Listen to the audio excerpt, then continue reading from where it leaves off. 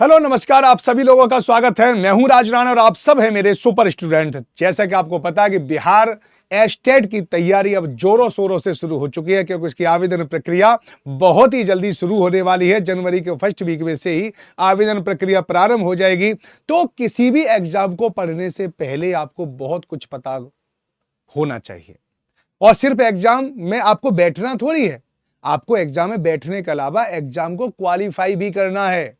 ये Bihar state qualify करके आपको टीचर बनना है। ये आपका बिहार शिक्षक भर्ती 3.0 के लिए आपकी राह खोल देगा। एक तरह से फाटक है, ये एक दरवाजा है जो आपको बिहार शिक्षक भर्ती 3.0 में प्रवेश करने का लाइसेंस दे लेता है कि चलो आ जाओ। अगर आपने बिहार एस्टेट के इस पेपर को, पेपर फर्स्ट और पेपर सेकंड को नहीं निकाला है, तो फिर आपके लिए काफी ज्यादा मुश्किलें होने वाली हैं बिहार शिक्षक भर्ती 3.0 के लिए। अगर आपका इरादा है कि आप टीजीटी में आप टीचर बनना चाहते हैं, यानी आप 9 और 10th में टीचर बनना चाहते हैं, 11 12th पीजीटी में टीचर बनना चाहते हैं, तो बहुत जरूरी है पेपर फर्स्ट और पेपर सेकंड को क्वालिफाई करना। अब इसके लिए क्या होना चाहिए? इसके लिए दो तीन चीजें होनी चाहिए जरूरी। एक तो सबसे बेहतर आपको गाइडेंस होनी चाहिए। सबसे पहले क्या जरूरी है कि आपके पास एक गाइडेंस होनी चाहिए। ऐसा कौन है जिसके साथ आप जुड़ सको और जो आपको सही राय दे पाए। याद रखना, राय देने वाले बहुत सारे हैं, लेकिन सही राय देने वाले बहुत कम लोग हैं। आप खुद को चूज करना पड़ेगा कि हमें राय कौन अच्छी दे रहा है, और जो हमें राय दे रहा है क्या उस तक हमारी पहुंच है। तो अगर आपकी पहुंच है तो बहुत अच्छा है, राय अच्छी देता है तो भी बहुत अच्छा है। सबसे पहले तो यही है। दूसरा होता है दृढ़ इच्छा शक्ति। क्या आप उस पेपर को निकालने के लिए आपके अंदर दृढ़ इच्छा शक्ति है?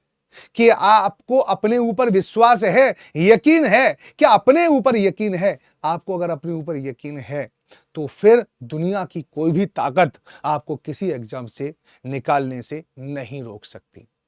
तीसरा है कि आपके पास मटेरियल क्या है। तो मटेरियल, आपके पास ऑथेंटिक मटेरियल है या नहीं है तैयारी करने के लिए। चौथा, सबसे पहले आपको पता होना चाहिए कि आपका सिलेबस क्या है। तो आप सभी लोगों को सिलेबस याद रहना चाहिए। अब जब आपने सिलेबस देख लिया, किताबें देख ली, अब आपको बाकी चीजों के बारे में भी एनालिसिस करना चाहिए कि इस पेपर को निकालने के लिए क्या किसी टीचर की आवश्यकता है। क्या मैं अपने आप सेल्फ स्टडी से इसे निकाल सकता हूं? ये आप अपने अंदर सोचिए। मैं ये नहीं कह रहा, कोई भी पेपर ऐसा नहीं जिसे सेल्फ स्टडी से नहीं निकाला जा सकता। बस आपको एफर्ट ज्यादा करने पड़ते हैं। सोचिए, अगर आप क्लास 5 में, ठीक है, अगर क्लास 3, 2, 3, 4, 5 में आप ना पढ़ो तो ऐसा थोड़ी है कि आप जोड़ करना नहीं सीख सकते। सीख सकते हैं, लेकिन समय लगता है। सबसे बड़ी बात है, समय लगता है। तो आपको भी क्या होगा, समय लगेगा, सिलेक्शन पक्का हो जाएगा, कोई रोक नहीं। अब हम किसी टीचर से क्यों जुड़ते हैं? इसलिए कि टीचर क्या करता है कि जो सारी चीजें कलेक्शन वाली, अलग अलग किताबों से ढूंढना, पीवाईक्यू ढूंढना, कैसे पढ़ाना है, कैसे कट ऑफ रखनी है, ठीक है, कितने तक हमें अटेम्प्ट करना है, क्या अटेम्प्ट नहीं करना, क्या पढ़ना है, क्या छोड़ना है, यही टीचर बताता है आपको। जो आपका समय ज्यादा लग रहा था, टीचर के संपर्क से वो समय कम लगता है और ज्यादा अंतर नहीं आता है। तो आप अगर बिहार शिक्षक भर्ती 3.0 के लिए अपने आप को तैयार कर रहे हैं, तो यहां पर बिहार एस्टेट की आप अभी से तैयारी शुरू कर दें। मैं उस श्रृंखला में आपके साथ सैटरडे और संडे को दो चीजें लेके आऊंगा कि कैसे बिहार एस्टेट को पास किया जाए, और उसी की श्रृंखला में आज मैं आपके लिए लेके आ रहा हूं कि इसका पीवाईक्यू, अगर आप एसएसटी अगर आपने लिया है, सोशल साइंस लिया है, तो मैं आपको थोड़ा बता दूं कि प्रीवियस ईयर का पेपर कैसा था। 7 सितंबर 2023 को शिफ्ट 4 का पेपर आपके लिए लेके आया हूं। यहां से आप अंदाजा लगा सकते हो कि किस तरह से, किस दिशा में आपको आगे बढ़ना है। That is the milestone.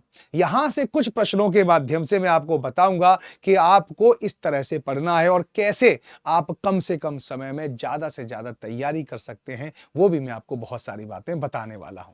फिर भी आप कमेंट बॉक्स में अगर आपको मुझसे कुछ भी जानकारी चाहिए तो ले लीजिए, ठीक है नहीं। SST with Raj Rana Telegram मेरा चैनल है, वहां पर मेरे साथ जुड़ जाइए और अपने सपनों को साकार कर लीजिए। बिल्कुल भी तनाव मत लो, मुझसे बात करने में, मुझसे पूछने में बिल्कुल भी हेजिटेशन नहीं होना चाहिए। एज बिल्कुल फ्रेंडली वे से आप मुझसे राफ्ता कायम कर सकते हो, बात कर सकते हो, है ना। चलिए तो आइए आप देख लेते हैं जो पेपर के बारे में थोड़ा सा मैं आपको यहां पर बता रहा था, वही पेपर के माध्यम से, ठीक है नहीं।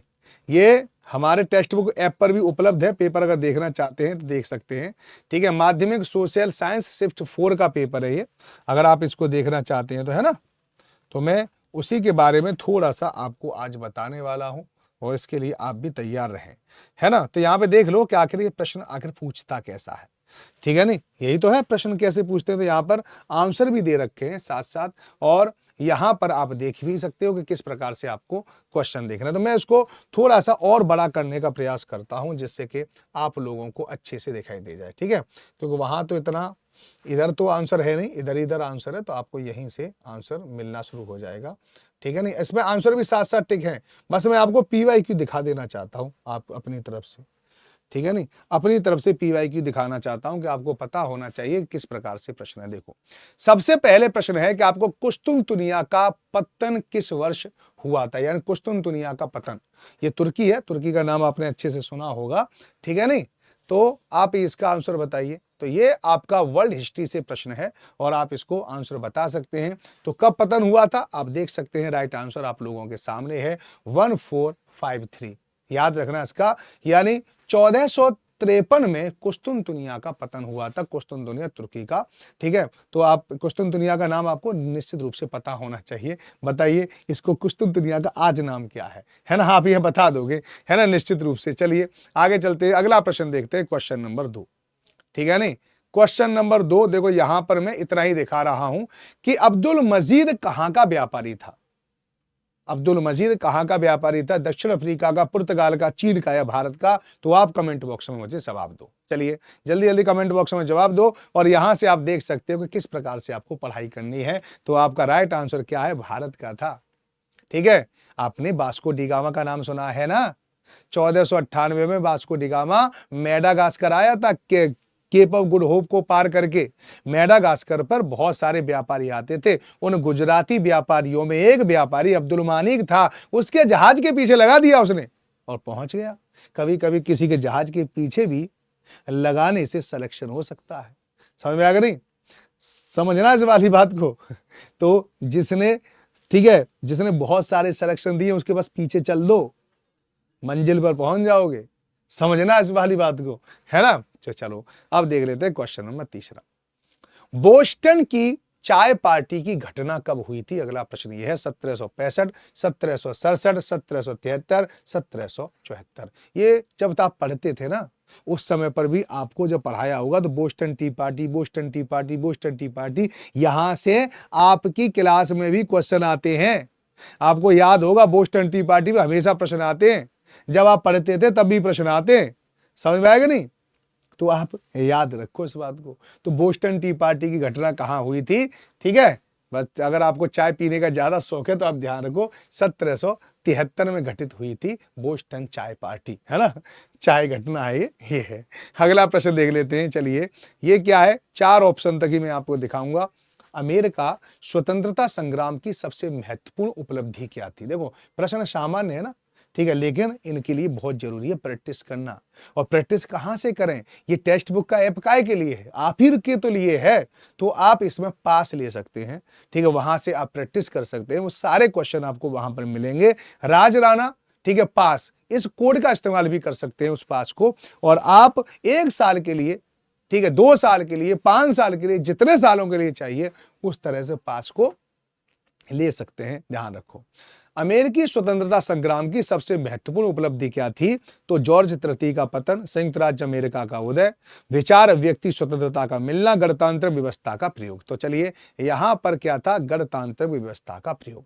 तो गणतंत्र में व्यवस्था होती है कि जहां पर वंशानुगत कोई शासक नहीं होगा, राजा के बाद राजा का बेटा राजा नहीं बनेगा, सीधी बात है, वो है गणतंत्रात्मक। और यहां पर वंशानुगत शासन किसी का नहीं होता, ये भी याद रखना। अगला प्रश्न आप लोगों के लिए क्वेश्चन नंबर 5। अब 5 पे आ जाइए। फ्रांस की क्रांति के समय वहां का राजा कौन था?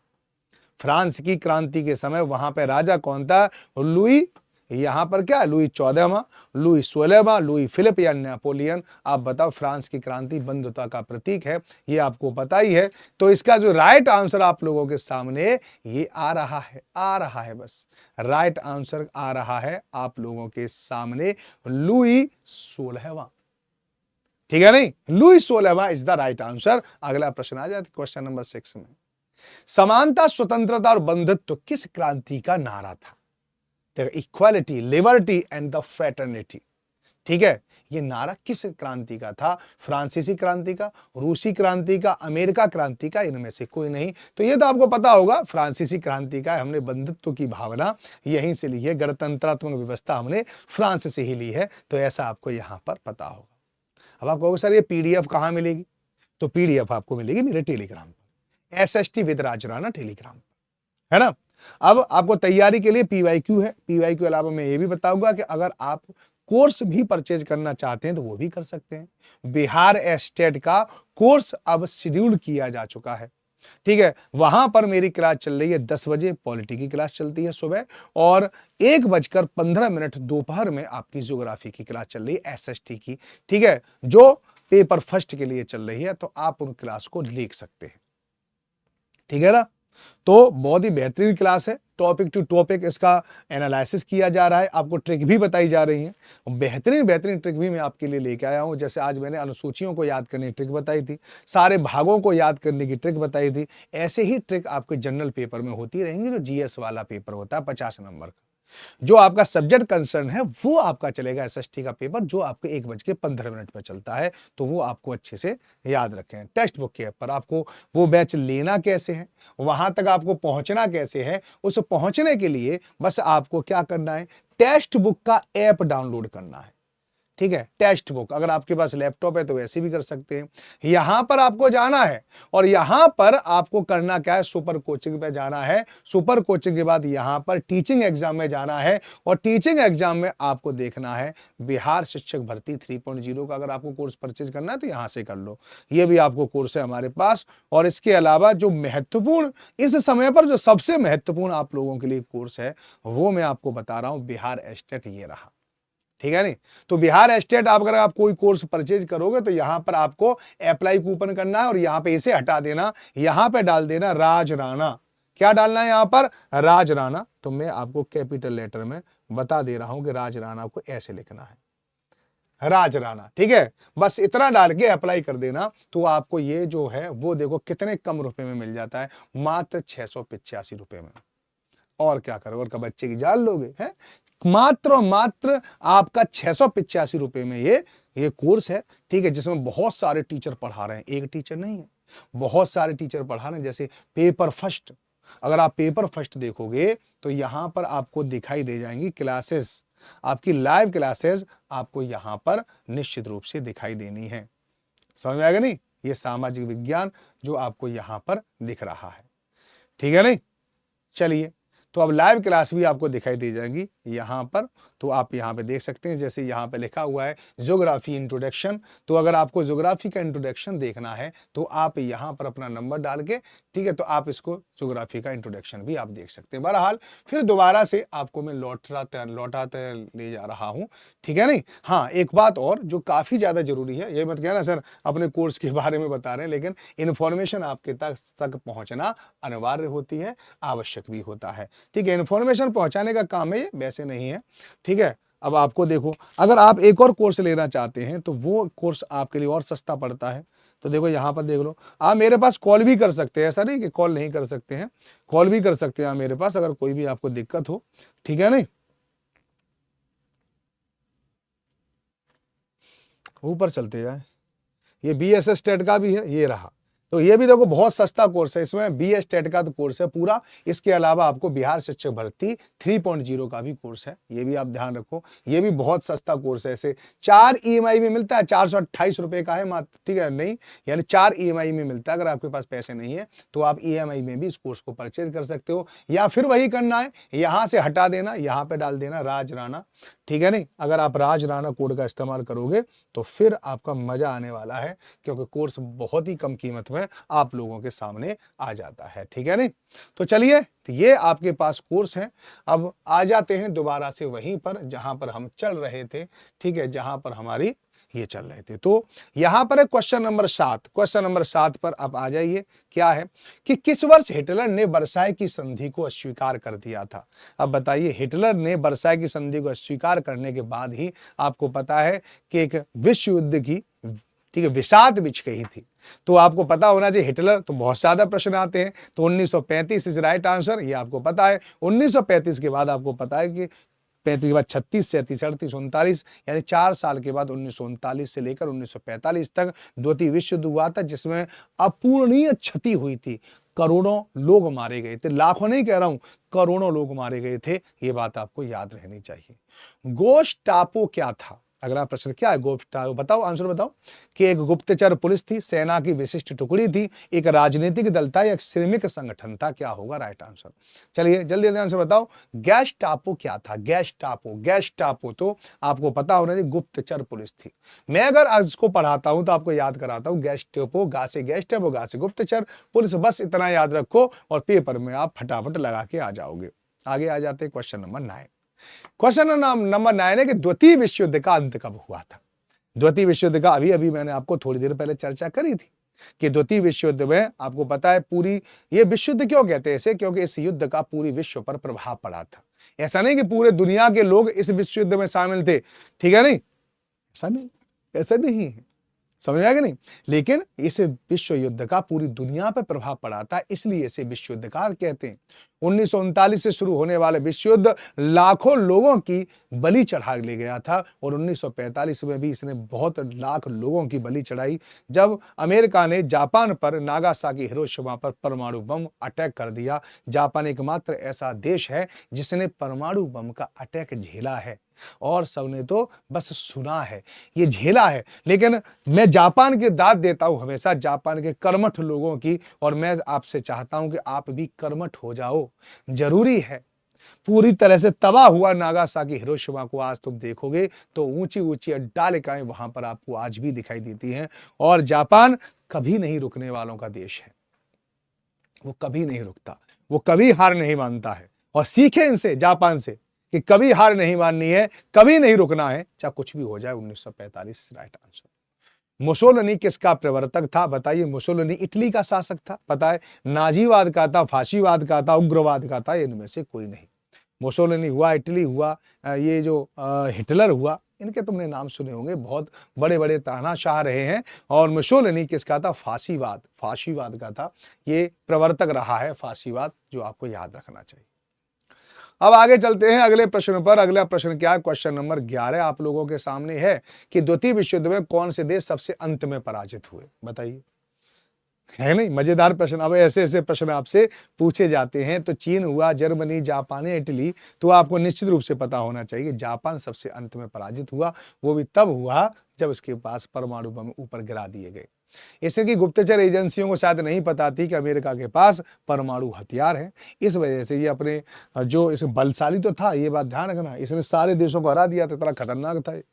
लेकिन परमाणु बम का जवाब इसके पास उस समय पर नहीं था, तो जापान सबसे अंत में हारा था, पता होना चाहिए। भारत में सबसे बड़ी जनजाति कौन सी है? भारत में सबसे बड़ी जनजाति कौन सी है? तो आपको याद रहना चाहिए, भारत में सबसे बड़ी जनजाति अगर 2011 के आंकड़ों के हिसाब से देखोगे तो भील है, ठीक है नहीं। 2011 के आंकड़ों के हिसाब से भील है, और वैसे इस समय पर गोंड हो चुकी है। लेकिन आपको पता है 2023 का पेपर है, उसमें आयोग ने क्या माना है? भील, तो भील ही आपको आंसर मानना पड़ेगा। दैट्स द राइट आंसर, है ना। आगे चलते हैं। परिवार की जरूरतों को पूरा करने के लिए खेती के प्रकार के रूप में जाना जाता है। ठीक है, परिवार की जरूरतों को पूरा करना है तो उस खेती को निर्वाह खेती कहते हैं, मिश्रित खेती कहते हैं, जैविक खेती कहते हैं, इनमें से कोई नहीं। तो आप सीधा सीधा इसका आंसर लगा सकते हैं, निर्वाह खेती कहते हैं। सीधी बात ये है ना, निर्वाह खेती कहते हैं। निर्वाह मतलब हमारी जिंदगी कट जाए, पैसा नहीं कमाना, व्यापार नहीं करना, इतने गेहूं उगा लो कि हमारे यहाँ पे 12 महीने कम से कम रोटी बन जाए, हमारे बच्चे रोए ना, दूसरे घर रोटी मांगने न जाए, ये है, उसको कहते हैं निर्वाह खेती। समझ आ गया नहीं। रबड़ बागान में प्रसिद्ध है श्रीलंका, ब्राजील, मलेशिया, यूएसए। रबड़ बागान में क्या प्रसिद्ध है तो आपको यहाँ पे पता होगा। रबड़ कहाँ पर पाई जाती है? मलेशिया में पाई जाती है, यानी थाईलैंड, मलेशिया, यहाँ पर रबड़ बहुत ज्यादा होती है। याद रखना, अब तो कृत्रिम रबड़ आ गई है, तब से रबड़ की मांग थोड़ी सी कम हो गई है, लेकिन रबड़ बागान यहीं पर है। गेहूं उगाने के लिए किस प्रकार की मिट्टी चाहिए? बताओ, रेगिस्तानी मिट्टी, लोमी मिट्टी या सैंडी मिट्टी, इनमें से कोई नहीं। दोमट मिट्टी की जरूरत होती है, सीधी बात है।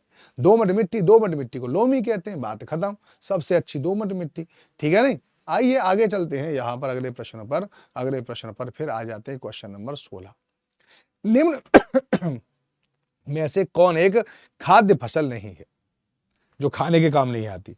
जैसे चावल, गेहूं और मक्का खाने काम आती, लेकिन कपास कहाँ खाने काम आती है? इससे तो कपड़ा बनाया जाता है ना, इससे तो कपड़ा बनाया जाता है। आप जो पहने हुए हैं सूती कपड़े, वो इस कपास से बनाए जाते हैं। और कपास की खेती सबसे पहले पता है भारतीयों ने शुरू करी थी। काहे के लिए शुरू करी थी? ये और इंटरेस्टिंग है, कपड़े पहनाने के लिए, दुनिया को कपड़ों में रखने के लिए इन्होंने ये व्यवस्था प्रारंभ करी थी। ये वाली बात आपको याद रखनी चाहिए। क्वेश्चन नंबर 17 क्या है? निम्नलिखित दालों में से एक जो मिट्टी की उर्वरता बहाल करने में मदद नहीं करता, बताओ। यानी हमारी दाल वाली फसलों को लेग्यूमिनस प्लांट कहते हैं। लेग्यूमिनस प्लांट की जो जड़ें होती हैं उनमें क्या होते हैं? गांठें होती हैं। गांठों के अंदर लेग हीमोग्लोबिन होता है, इस कारण इनको लेग हीमोग्लोबिन कहते हैं, यानी लेग्यूमिनस प्लांट कहते हैं। लेग हीमोग्लोबिन क्या करता है? उन गांठों के अंदर ऑक्सीजन की कमी कर देता है, और वहां पर हमारे पास एजिटोबैक्टर एक बैक्टीरिया वगैरह होता है, राइबोजियम वहां पे बैक्टीरिया होता है, और वो नाइट्रोजन और कम ऑक्सीजन के साथ रिएक्शन करके नाइट्रेट का निर्माण कर देता है। ठीक है, तो यहां पर कौन सी ऐसी फसल है जो नाइट्रोजन फिक्सेशन नहीं करती? दैट द अरहर। अरहर की दाल खाइए, मजेदार दाल आती है इसकी सबसे, है ना। तो वही है, तो आप इसको याद रखें। कॉफी की खेती पहली बार में, ठीक है, पहली बार में पेश किया गया था यानी कॉफी की खेती सबसे पहले कहां पर हुई थी?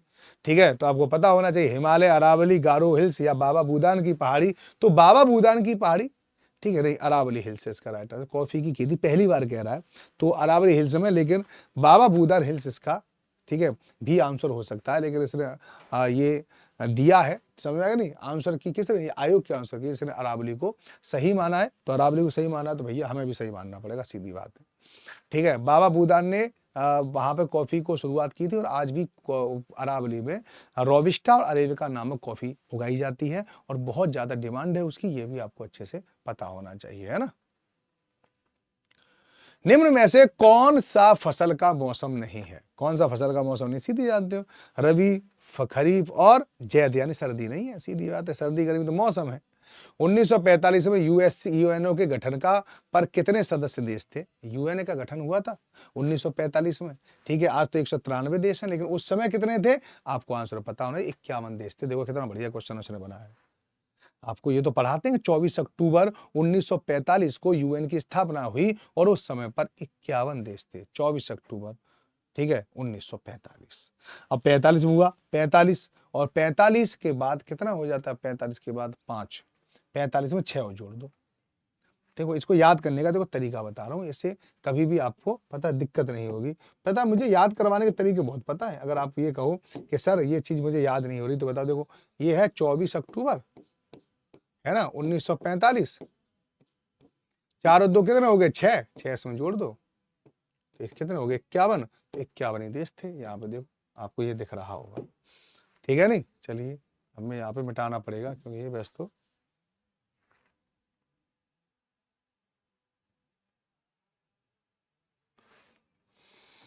चलिए, अब तो मिटेगा। लो जी, मिट गया, है ना।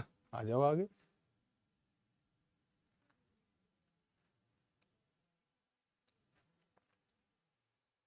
ठीक है नहीं, मुझसे जुड़े रहने के लिए आपको SST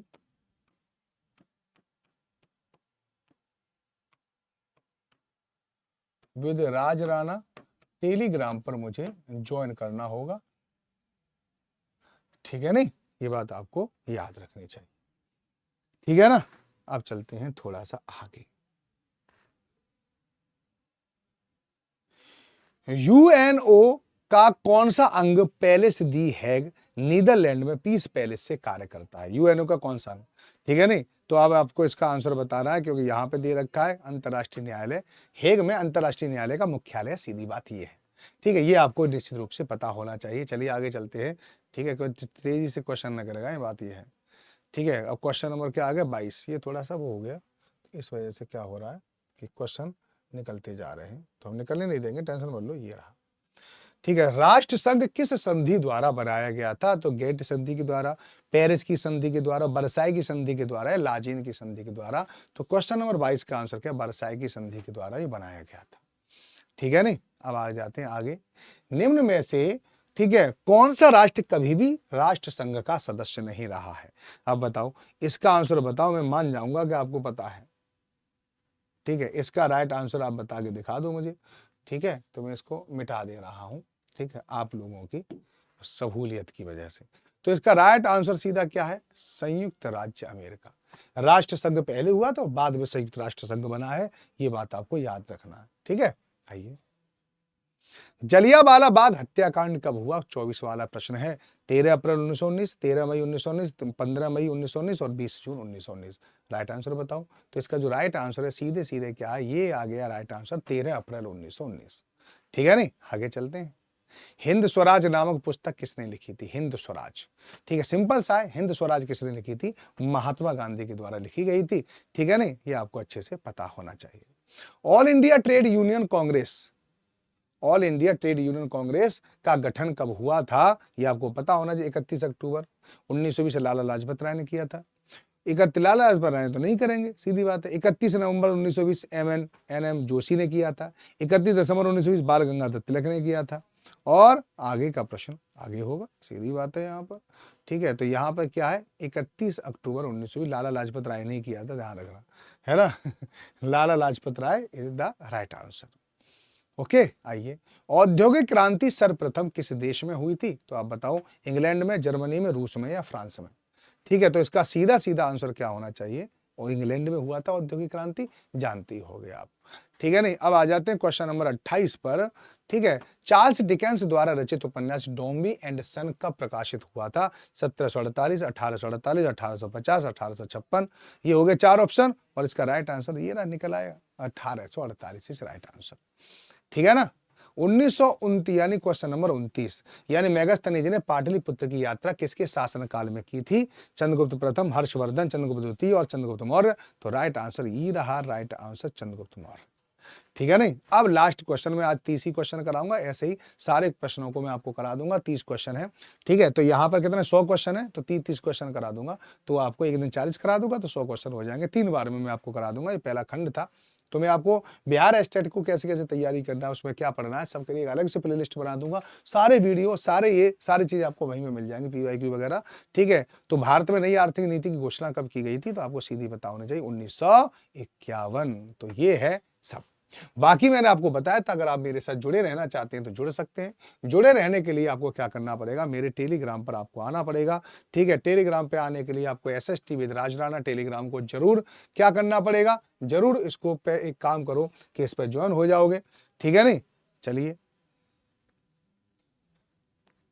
यहां पर आप यहां पर मेरे साथ ज्वाइन हो जाओ, ठीक है नहीं, मेरे पास ज्वाइन हो जाओ, ठीक है। यहां पर मैं आपको इसी PDF को डाल दूंगा, जहां से आप आराम से इसको देख देख के पढ़ लेना, कोई बात की बात नहीं, ठीक है। यहीं पर आप मुझे फॉलो कर सकते हो, यहाँ पे मेरा आपको नंबर भी मिल जाएगा, ठीक है नहीं। वैसे भी 8368 ठीक है, ये मेरा नंबर है, ये बात आपको याद रखना, ठीक है नहीं। तो बस आप मुझसे पूछिए, कुछ भी प्रॉब्लम हो तो आप मेरे सामने रख सकते हैं, मैं आपको हर एक चीज़ का जवाब दूंगा आपके साथ। तो आप टेंशन न लें, जुड़े रहें हमारे साथ। बाकी अगर आपको कोई कोर्स परचेज करना है तो मैंने आपको बता ही दिया था कोर्स कैसे परचेज करना है, ठीक है नहीं। ये हमारा यहाँ पर BA स्टेट का कोर्स भी है, ठीक है, शिक्षक भर्ती का भी कोर्स है। तो चलिए, तो बाय बाय, टेक केयर, सब लोग अपना ध्यान रखें। जय हिंद, जय